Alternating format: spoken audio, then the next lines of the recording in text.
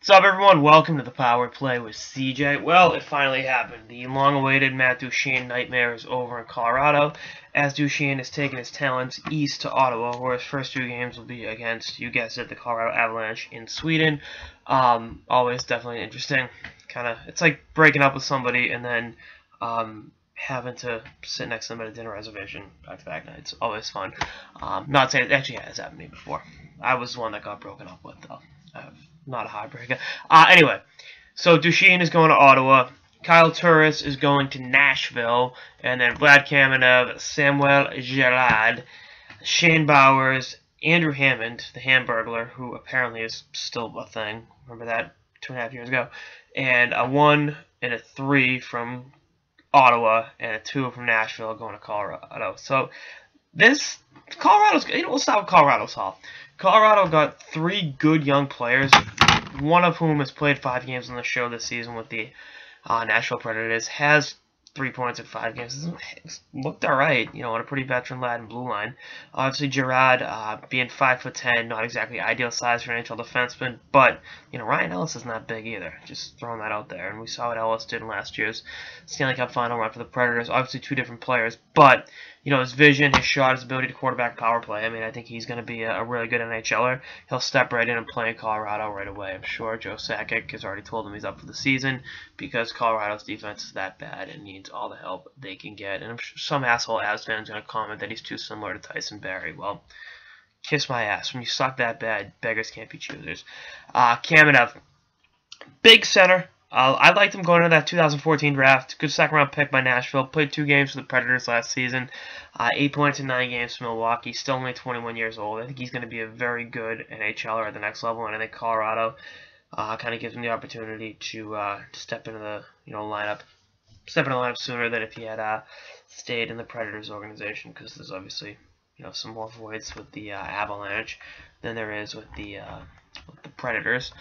And Shane Bowers, I like him. I liked him going into last year's draft. Obviously, the 28th overall pick in the 2017 draft by Ottawa at BU now. Looked pretty good the game I was watching the other night. I think he's going to be a solid NHL center at the next level. Good two-way presence. Had good numbers in the USHL. He's going to play a role down the line. And then, obviously, you get 3, top 3-round draft picks. Joe Sakic did not do bad in this haul. I don't know what Andrew Hammond's going to be. I'm assuming maybe either backup Varlamov or in Bernier, probably more likely be in the AHL still. But at any rate, I think you look at this, good on Barnaby Joe, which, I've criticized him a lot over the last few years for not only the Sakic deal, but for a lot of the other things he's mismanaged, and, he proved me wrong. Patience worked out for him. Got a really good haul back for a guy that didn't want to be there anymore. Speaking of the guy that didn't want to be there anymore, Duchene, he's had a 1 point a game season. So, again, I like Matt Duchene, and I think he's a slight upgrade over Kyle Turris, and I think the thought of seeing him with Bobby Ryan and Erik Karlsson at 3-on-3 overtime is going to be pretty cool. But, Ottawa got their man. They felt this highly about Duchene. He of the 130-goal season and 170-point season. They gave up all these prospects and Torres for him. So, we all know the kind of player Matt Duchene is, and I think he's going to fit in really well with Ottawa. They paid a big premium for him. But I really think, on the flip side of the coin, to totally contradict myself, I think a reinvigorated Matt Duchene will really put out some good numbers for Ottawa and fit in very well with what they have up there. It just sucks because Matt Duchene grew up in Ontario. Not that sucks. It's obviously a great province, beautiful place. Although I do wish they served alcohol before 11 a.m. As a Colorado Avalanche fan, because every kid in the 90s and 2000s watched Sakic and them play, and you wanted to be either essentially a Colorado Avalanche or a Detroit Red Wing.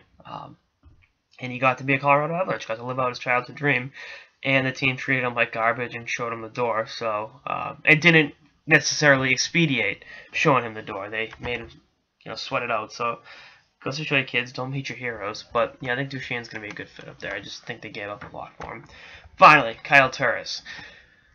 Nashville did give up a lot to land Kyle Turris. He had the 9 points in 11 games this season, on pace for his best career year. He's had 64 points in a season before. That's his career high. Pretty good playoff player. Good wrist shot, can facilitate, had 27 goals last year. You get him and Nick Bonino down the middle. I mean, that's a pretty good 1-2 punch. I mean, is it Malkin and Crosby? No, but considering how much their lack of depth down the middle, behind Ryan Johansson, obviously, that's Johansson's their number one, their franchise guy at center. But you go Johansson, Bonino, Turris, Johansson, Turris, Bonino. That's a pretty advantageous situation to be in. They've still got their depth on defense. They didn't have to give up Matthias Ekholm. They didn't have to give up Dante Fabro, who I think is their top prospect. So, all things considered, I think Dave Poile right now saw what held them back from winning the Cup last year and said, fuck it, we're going to address that area of need, and if it means giving up a lot of young talent, then so be it. They like what they have behind Ryan Johansson now. And again, if Johansson's not hurt, that team wins the Cup last year. I'm absolutely convinced of that. So, that's your big three down the middle. I like it. Again, I think Nashville right now, given the way things are going out west, I think they're probably, I'd say, my favorite to go to the final. I know there's been LA and a couple other teams playing hot, but they went there last year. They were close. They got a taste of the action. Now they want to finish the job, and they looked at what held them back last year from finishing the job, and they went out and handled it. So again, wake me up when we get closer to the playoffs. But I think that number, that 1, 2, 3 down the middle, that's pretty formidable. And that's they did not get the best player in the trade, but I think out of the three teams, I think every team got what they wanted. Nashville improved their depth down the middle. They got a really good player, Kyle Turris, and they re-signed him to a 6-year, $36 million contract, which is fair market value for a player of that caliber, in my opinion anyway. Given the way some of these contracts are. It's only $500,000 more than the Florida Panthers gave David Bolin a few years ago. I always love to bring up that contract. So they improved their depth on the middle.